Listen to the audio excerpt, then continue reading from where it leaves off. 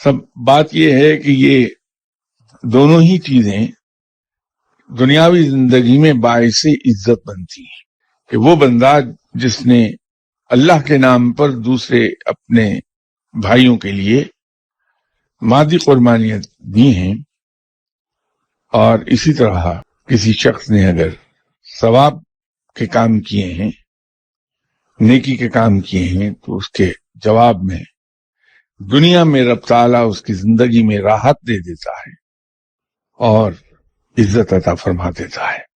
اب راحت سے یہ نہ سمجھ لیجئے کہ شاید اس کے پاس پریزیڈینشل پیلیسز اور ملازم اور یہ سب آ جائیں گے، بلکہ راحت یہ ہے کہ اسے سکون قلب حاصل ہو جاتا ہے۔ بڑی سی بڑی مصیبت، بڑی سے بڑی مشکل اس شخص کو پریشان نہیں کر پاتی، یہ راحت ہے۔ اور اسی طرح عزت ملتی ہے فقیر کی زندگی میں بھی اور اس کے مر جانے کے بعد بھی۔ فقیر بیچارے کے پاس یا کسی بھی نیک آدمی کے پاس مالی آسودگی نہیں ہوتی، دنیاوی مال و زر بہت کم ہوتا ہے، لیکن دنیا کا بڑے سے بڑا آدمی اسے سلام کرنے کے لیے اس کے گھر پر اللہ بھیج دیتا ہے۔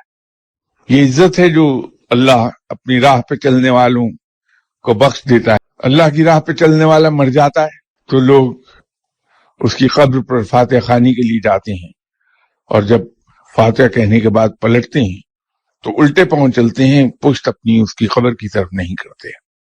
جبکہ بادشاہ کے مر جانے کے بعد شاید ہی کوئی شخص ان کی قبر پر فاتحہ خوانی کے لیے جائے گا۔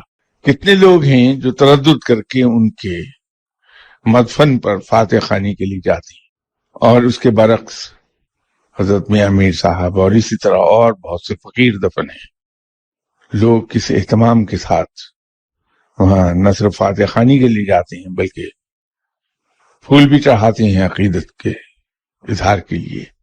یہ فرق ہے ایک بادشاہ کا اور ایک فقیر کا۔ بادشاہ اپنے جاہ و جلال میں رہتا ہے اور جبر کے ذریعے عزت کراتا ہے، لیکن انجام کار یہی ہے کہ ان کے مدفن ویران پڑے رہتی ہیں۔